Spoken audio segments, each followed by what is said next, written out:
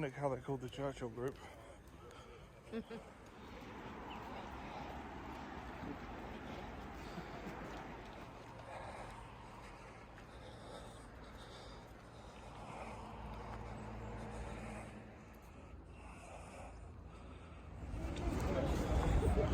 What's up, boys and girls? Today you join me in a completely different video again. Today I'm down at Duxford Imperial War Museum. I live about 10 minutes from it. I'm a member of Imperial War Museums. Wanted to share with you my other interests, which are military history, aircrafts, warfare, stuff like that. Obviously, part of the reason why I'm so much into a band called Sabaton is because of the history they do through military warfare and heroism. So I'm going to get to the videos and show you about the place. We're at Flying Day today. It's the best of 2021.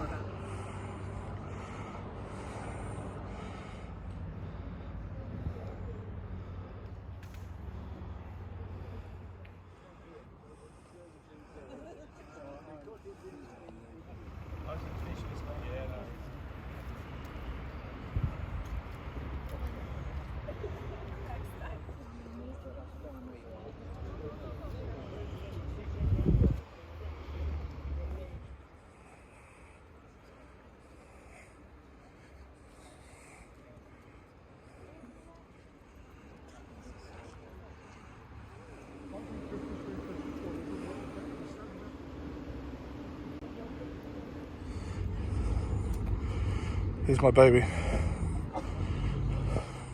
It's my favourite aircraft in general, but this particular aircraft, Sally B-17 Flying Fortress, which is the last one airworthy in Europe.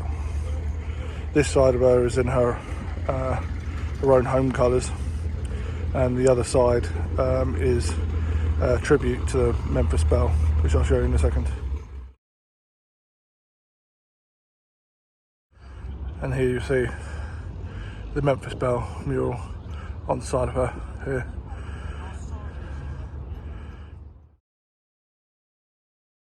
She's a beautiful aircraft. That building over there in the distance is the aerospace building. It's by the main entrance as you would come in on a non-flying day or a non-air show day, unless you're disabled or coming by coach. We'll take a look at that later on. Over that end of the runway is Restoration Company.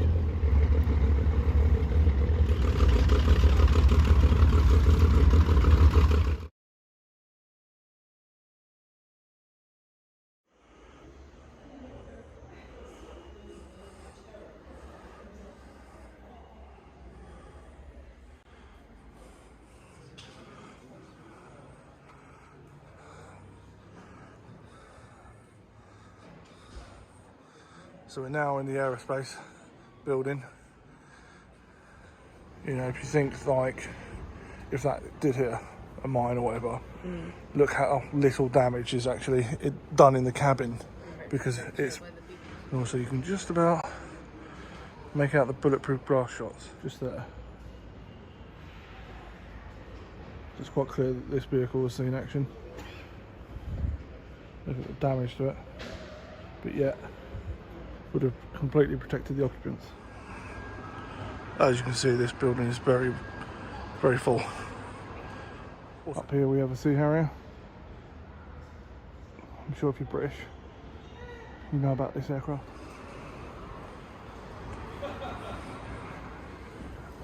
And here we have the Avro Vulcan, one of the V-bombers.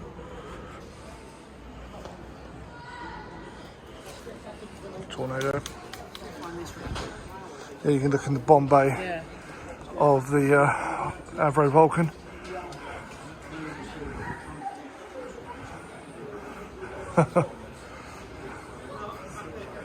There again, we get that picture of the overview. Yeah. And here we have the Oxford, I think. Yep. Outside was the Bristol bomber. Shot of two of the four massive Engines on the Avro Vulcan. There's the other two here. Well, they do. They obviously have added a few in here. There's a small wingspan on this one. A strike, I think it's called.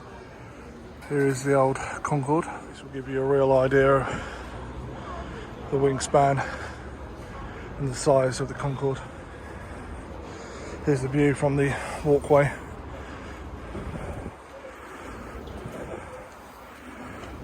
Amazing aircraft. Shame what happened to her from the walkway of the aircraft, suspended in the top of the aerospace hangar. Every British man's favourite aircraft, I would say, the Avro Lancaster. She's not actually my favourite aircraft. I love the American aircraft more, namely the B-17 Flying Fortress.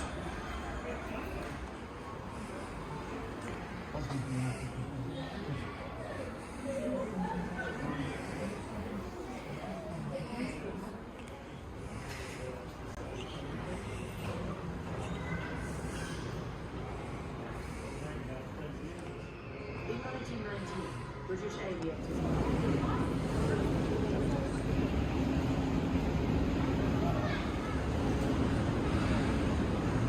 It's a Sea Fury in restoration.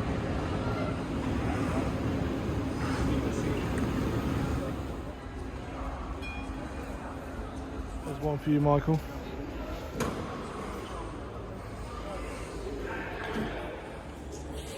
He sort of just said, I liked it very much.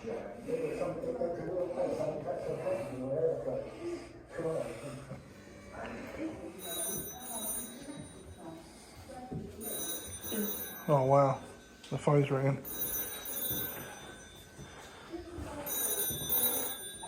Pick up. Pick up. Ah, missed it.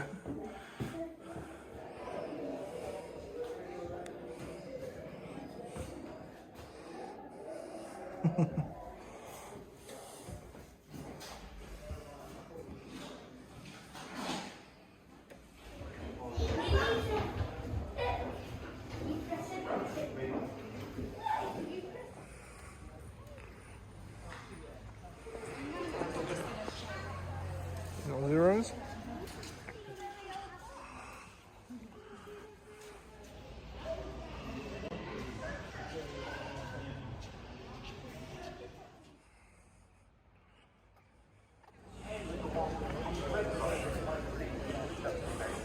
Various World War I airspace found the aircraft purchased for its memorabilia.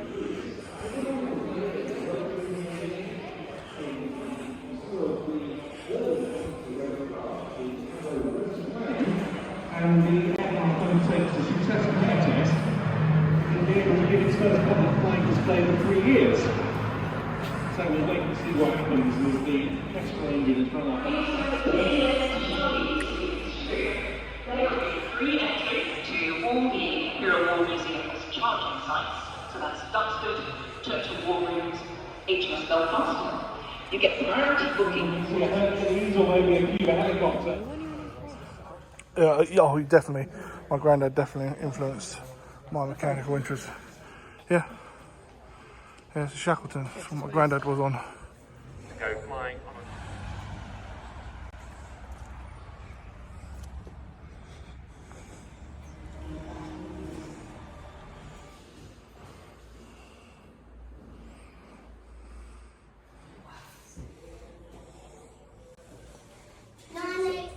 Why isn't Douglas up yet? They're taking far too long. Ambrose, connect Laura Bleeder's radio to the tannoy. Connected, sir. Sir, Elf London, 9735 Duxford Radio, 49. That happens to be my second favourite American aircraft, which is the Dakota Skytrain, the C-47. And here is the very famous blackbird. The Predator drone. Oh, warthog.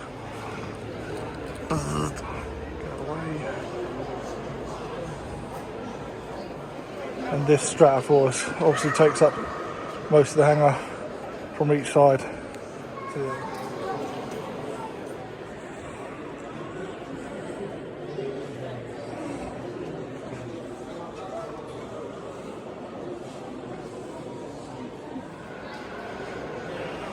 We have another B-17 Flying Fortress and a Mustang up top. You really see the size of these aircrafts, these B-17s. The wingspan all the way from over here. Stunning. Obviously this is a B-17G. It's one of the later ones. You can tell by the front turret. B-17Fs didn't have them. I'm sat underneath the Stratofortress now, and as I said before, it literally, the wingspan goes all the way to the end, each end of the building. It's amazing.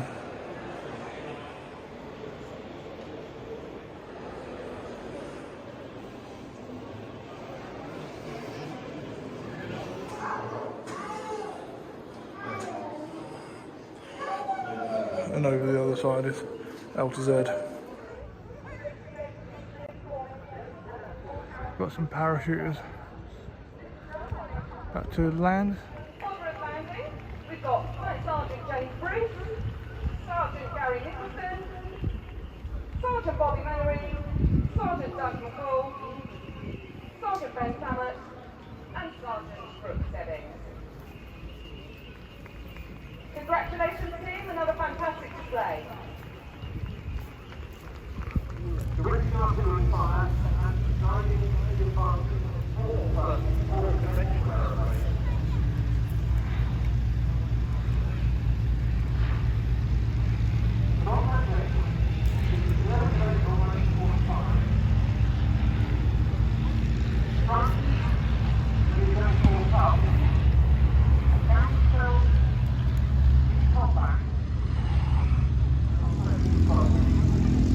Mustang. Oh, I love that noise.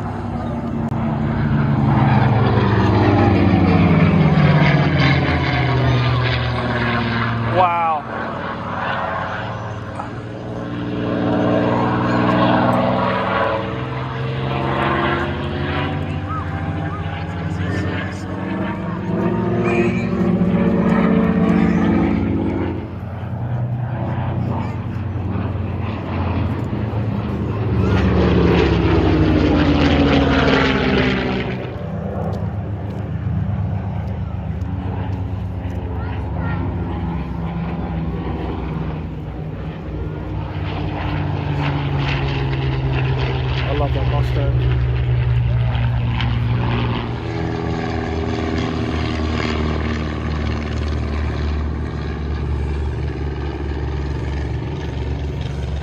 In the distance you can see Sally B.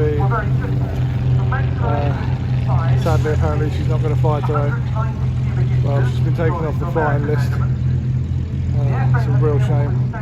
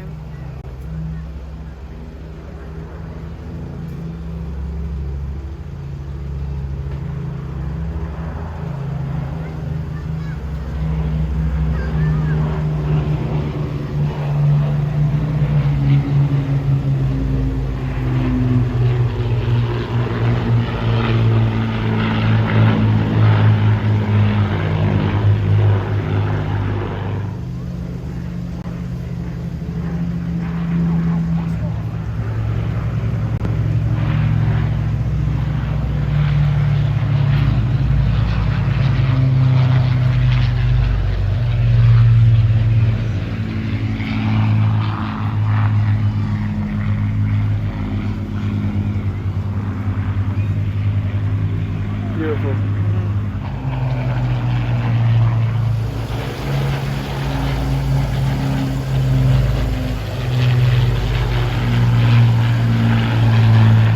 I love seeing a bomber like that on his side.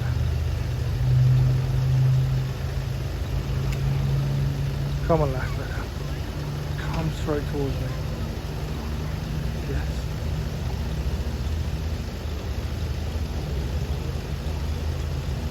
No, don't pitch.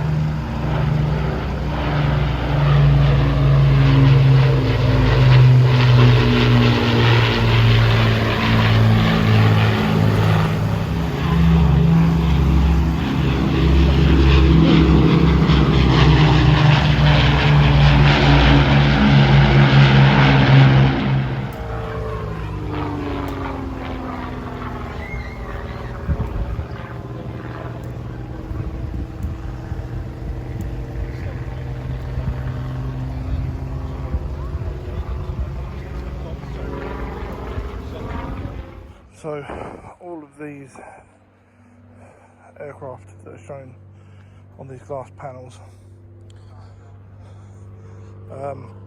symbolises the amount of aircraft that were lost during World War II, and it goes all the way around to the other side of the building.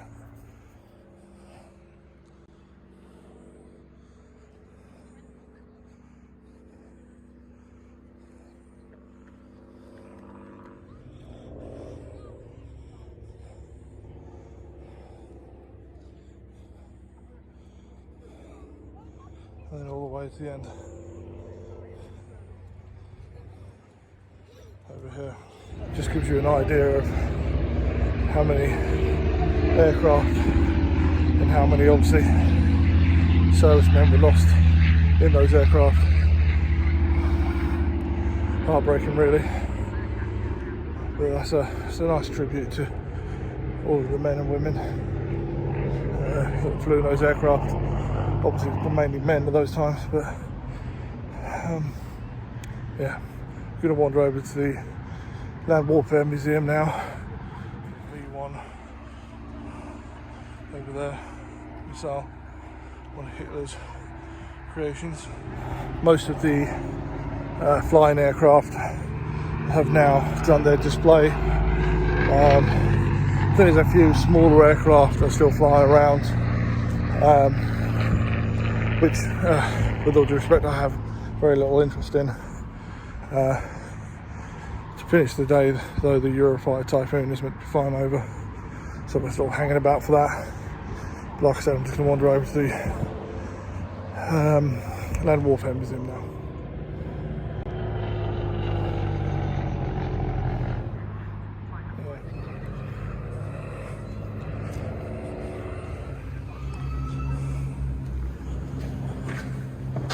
Oops, sorry. Emily just walked straight down the counter, down the walkway. No, this way.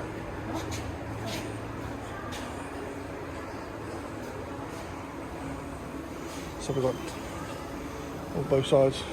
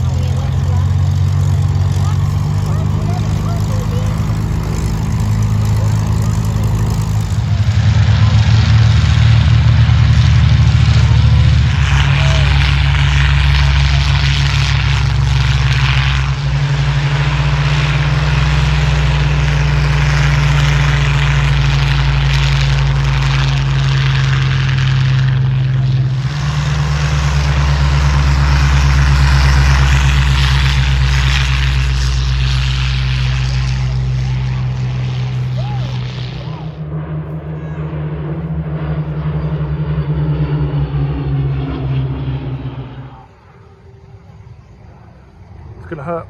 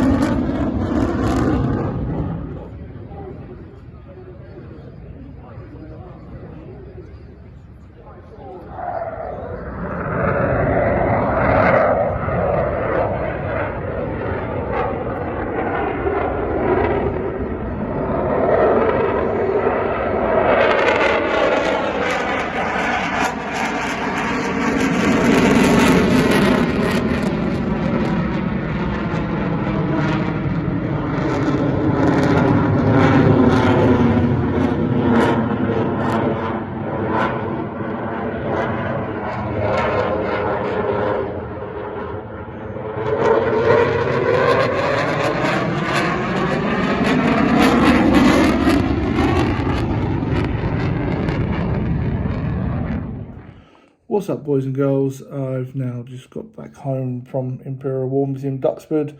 Obviously, I only lived 10 minutes away from it, so it wasn't a long journey at all. A little bit of traffic, obviously, getting out. Not so bad today, because obviously it wasn't a main air show, it was just a flying day. So it wasn't that bad to get out. Pretty tired. Been there since 9:30 this morning. It's now approaching 5 o'clock. So yeah, pretty tired. But it's been a good day. Good end to the season, because it's the last flying day of the season. Obviously, the Battle of Britain show we went to recently was the last air show of the season for 2021, which was great as well. Much more busier. There was about 20,000 people there on each day. Sold out today. Sold out the Battle of Britain air show as well. It's been a good year actually for air shows and stuff. Since I've been going to the museum a bit more than I normally would. Obviously, COVID slowed a lot of it down. We did manage to go on the first day they opened last year in August, but a lot of it was closed off because of COVID restrictions were still quite strong then. No one had obviously had any jabs at that point. So yeah, anyway, it's been a great day. I hope you've enjoyed the content. I know it's a bit different to what I normally do. We've got a lot of content coming up on the Hondas, so stick around for that. I know the last video wasn't Honda related and neither is this one, but please bear with me. Yeah, I just wanted to try a few new things. Obviously, I love military related history. Even my favourite band, Sabaton, wearing a Sabaton t-shirt today. Actually saw someone come up to me whilst I was there and I was just like, yeah, good band. Yeah, I saw them at Wembley in 2019. I think that's when we last saw them. Actually, 2020. When me and Philip, my father-in-law, went to go see them last. Been a while since we've been able to see them. But we do have tickets to go see them in March next year at Wembley. I'd like to go see them in some sort of festivals in Europe. That'd be great. Once obviously their COVID eases off as well. I'm not saying that ours is any better, but theirs is probably better actually. I think they probably handle it much better than our government does. That's another story. One quick thing to mention, that I forgot that I keep accidentally filming in 4K on my phone. Didn't really want to take around my proper camera today, and it obviously depleted my battery filming for the level amount of time that I did today. So right when the Eurofighter battle came through, my phone completely died. So I've had to borrow my wife's phone. Please don't judge. I know the camera quality is very, very low compared to what you're normally used to. See you on the next video, boys and girls. Bye bye.